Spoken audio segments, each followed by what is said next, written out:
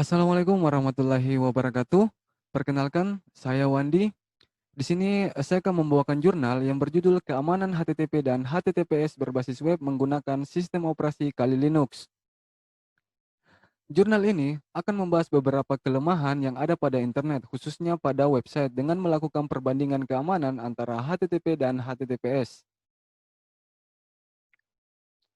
Aspek keamanan dalam komunikasi melalui jaringan komputer menjadi semakin penting, terutama karena banyaknya aktivitas pertukaran informasi rahasia melalui internet.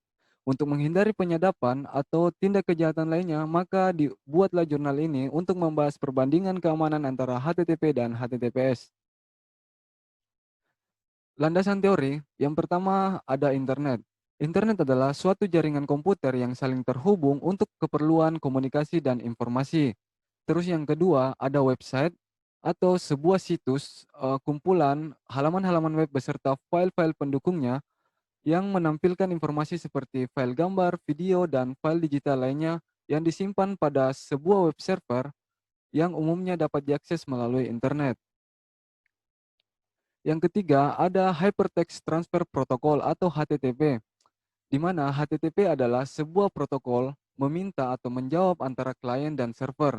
Sebuah klien HTTP seperti web server, web browser, biasanya melalui permintaan dengan membuat hubungan TCP atau IP ke port tertentu di tuan rumah yang jauh, biasanya memakai port 80. Hypertext Transfer Protocol Secure atau HTTPS. Hypertext Transfer Protocol Secure memiliki pengertian yang sama dengan HTTP. Hanya saja, HTTPS memiliki kelebihan fungsi di bidang keamanan atau secure-nya. Jadi, secara teknis, website yang menggunakan HTTPS akan melakukan enkripsi terhadap informasi data menggunakan teknik enkripsi SSL. Untuk pembahasan, sistem operasi yang akan diteliti adalah Kali Linux 2.0 yang merupakan sistem operasi khusus untuk penetration testing, sedangkan aplikasi yang akan dipakai untuk menganalisa hasil percobaan adalah Wireshark, sebuah program aplikasi yang digunakan untuk memantau paket data yang terkirim maupun yang diterima oleh sebuah device yang pada percobaan Wireshark akan digunakan sebagai aplikasi untuk snapping paket data. Untuk langkah percobaan, yang pertama, mengaktifkan WiFi hotspot pada laptop. Yang kedua, hubungkan smartphone dengan WiFi menggunakan fasilitas wireless yang sudah ada pada smartphone. Terus yang ketiga, setelah smartphone terhubung dengan WiFi laptop, jalankan program Wireshark yang sudah terinstall pada Kali Linux 2.0.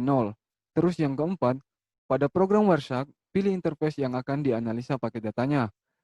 Di sini pada studi kasus, paket data yang aktif itu ada pada interface ETH0.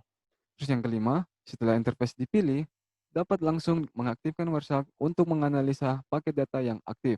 Terus yang keenam, pada saat smartphone melakukan aktivitasnya pada jaringan wireless yang disediakan oleh laptop dan berinteraksi dengan internet, beberapa aktivitasnya meninggalkan jejak. Terus yang ketujuh, berikutnya menghentikan program Wireshark dan menganalisa hasil sniffing yang diperoleh. Terus yang kedelapan, lakukan analisa terhadap beberapa protokol seperti HTTP-nya, UDP-nya, dan TCP-nya. Untuk hasil percobaan seperti gambar berikut ini. Untuk saran, untuk para pengguna internet, dari hasil percobaan ini diharapkan dapat lebih berhati-hati dalam penggunaan WiFi sebagai koneksi bebas yang disediakan pada suatu tempat.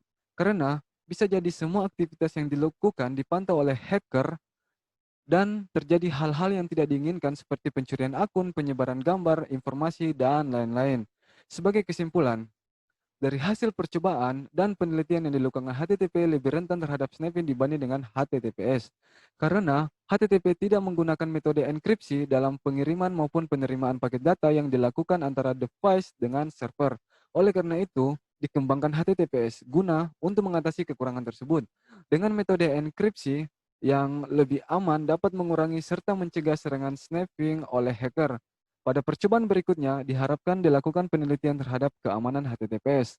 Karena sejauh ini protokol HTTPS adalah yang paling aman, walaupun sebenarnya masih ada cara untuk menembus protokol tersebut dengan mendowngrade HTTPS menjadi HTTP. Sekian presentasi saya dan saya akhiri. Wassalamualaikum warahmatullahi wabarakatuh.